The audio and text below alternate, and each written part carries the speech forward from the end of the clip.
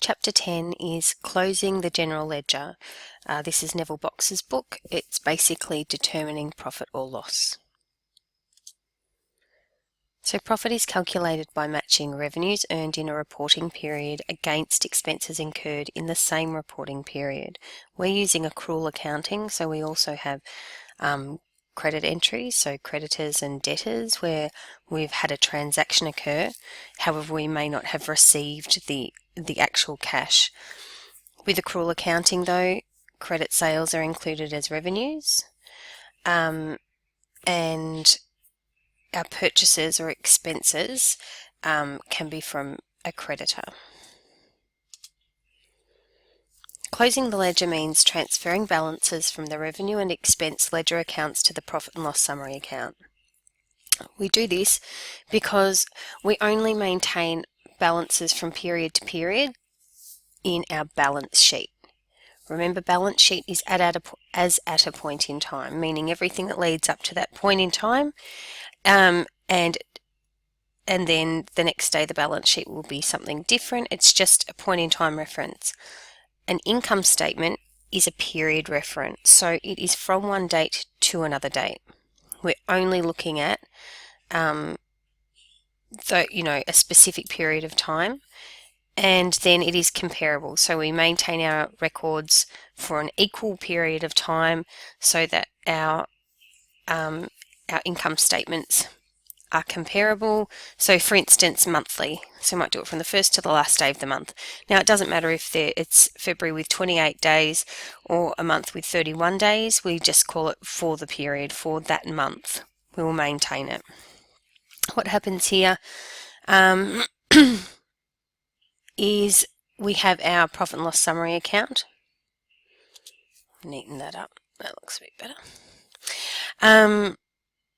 And this is what it ultimately ends up looking like. We transfer all our revenue accounts into it. So we're increasing capital, so they always end up being a credit entry. We're reducing our capital with expenses, so we close our expense accounts to the profit and loss summary, and they form a debit account, and then the residual, whatever is left over between revenues and expenses, becomes our net profit figure.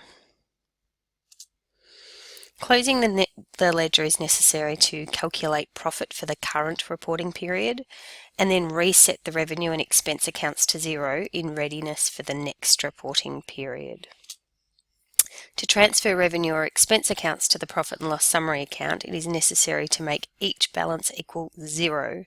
This means debiting the revenue account and crediting the expense account. So if we go back up to this example, we have to, the contra entries for this obviously would be, if I had a revenue account, it would be a debit entry.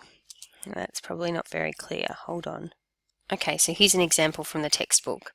These are our general ledger. So these are our ledgers. For the period of March, I have received $60,000 in cash sales. I have made $10,000 worth of sales to my debtors. My cost of sales, the expense, so it's recorded on the debit side, wages are an expense, advertising is an expense. Now, at the moment, we would have to put a balance brought forward like we do with our asset accounts and liability accounts, but that's not going to work. We don't want to bring forward a balance. We want to close these ledgers to represent the fact that, okay, we've calculated our profit for that period. Now we'll move on with all fresh data for the following period. So as you'll see here, our cash sales account, we have debited, and the contra entry is the P&L summary account. So that means there's 60,000, there's 60,000, there is zero to carry forward. Likewise, our credit sales, which is here, our debtors control account for $10,000.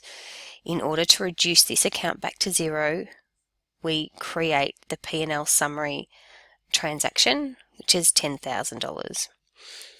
With our expense accounts, obviously we're trying to close them, so they are credit entries, the P&L summary. This then results in this situation. we total the expense accounts. We don't list them all individually in the profit and loss summary account, and they are a debit entry, which is correct. If expenses go up, it's a debit entry, and our revenue accounts are credits. So yeah, we just summarize that information into the P&L summary account. Hopefully that makes a little bit of sense to you now. Okay, so here's the journal. We group like transactions or like ledgers. So we transfer all of our revenues collectively to P&L summary. The narration is closing entries. Then we transfer all our expenses to the P&L summary, and the narration is closing entries. Now, P&L summary here and here, this is the thing. We then want to actually close our profit and loss summary. Why do we do this? Because profit and loss on the balance sheet is not called profit and loss. It is net profit under our capital account. So we actually want to list it or transfer the balance to capital so that it is actually correct, because the profit and loss summary account as it stands is not a balance sheet item. Okay, so then the transaction or the general journal entry to transfer the profit and loss to our capital account is this. See, we see our P&L summary, there are our revenues, the 70,000, and this summarises our expenses of 55,000. So there's a deficit of 15,000. We want to close this account, so we actually need to create then a debit entry of 15,000, which gives me 15 plus the 55 equals the 70 up there. So our net profit is $15,000, and we're increasing our capital account, which is the credit entry. The narration, transfer of net profit. As I've just demonstrated, revenue and expense accounts must be closed to the profit and loss summary account at the end of the reporting period. The profit and loss summary account is then closed to the capital account. So now we've got no expense accounts open, no revenue accounts open, and our P&L summary account has got a zero balance as well. So the only account that has any record of our revenues and expenses is our capital account, and it's reported as net profit or net loss. The drawings account then is also transferred to the capital account at the end of the reporting period. The transfer method is the same as for the profit and loss summary account. So we end up with this. We're decreasing our capital account, and we're recognising our drawings. So our drawings account had a debit entry. This is the contra entry, so we're closing our drawing account and we're transferring the balance in the capital account. Here we go. See, cash at bank, we'd actually taken $10,000 out, but we want this to be zero, so that's why we transfer the balance to capital. As you'll see, what ends up happening is this debit entry ends up being a debit entry in capital. So we're not making it disappear, we're just putting that into the appropriate account, which is the capital account. The reason why we don't just do this throughout the period is we need to know what is affecting our capital account. So we need all these entries at the end. We need to know what our net profits and losses are, so that from period to period we can see if we're withdrawing too much in drawings, if we're making profit, if we are, what our revenue and expenses are like from period to period. That's why we actually need to process it this way. Otherwise, if we just processed everything through the profit and loss summary account, or the capital account rather, it would be too hard to trace, which then it's a control issue. We don't know if people are making the right decisions. We don't have the information relevant to see, track stock. We can't see if the owner is actually sort of reducing the profitability of the business. So if they keep withdrawing stock or if they keep drawing money. So this is why this process is really, really important. But ultimately, those accounts are reduced to zero. Now you'll see our capital account. We have got the opening balance. It's a credit, so we do have ownership in this business before this period that we're reporting on. Here is the $15,000 profit from our profit and loss summary account. Here is our $10,000 drawings, and then our balancing entry is $205,000.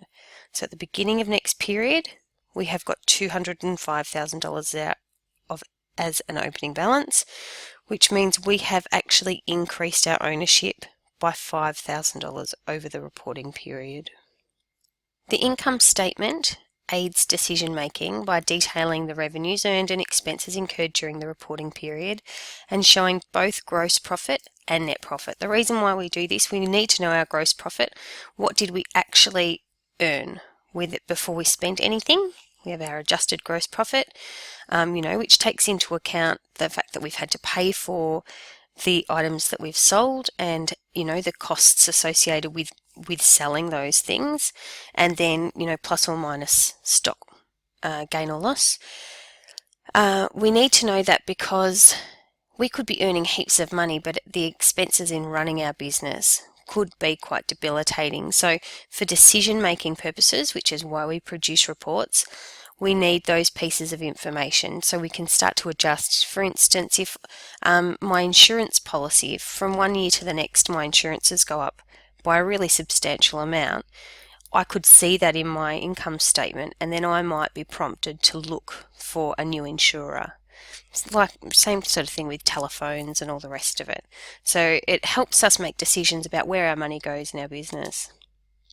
If the income statement and profit and loss summary account have been properly calculated, then they should show the same net profit figure. So that's something to be very aware of. If you have any more concerns, you're not really sure, please go back and reread chapter 10. Look at the case study 10.7, and then complete more of the exercises. That's all I can recommend. It's one of those things that can be a little bit confusing until you put a bit of effort into it. Remember, accounting is an applied subject. You need to apply these skills, and so that you're really, really confident, because they're easy marks to get if you know how to do it, but they're easy come, easy go. If you can't perfect this, there's some easy marks there that you'll actually lose. So good luck with it, and please ask any questions.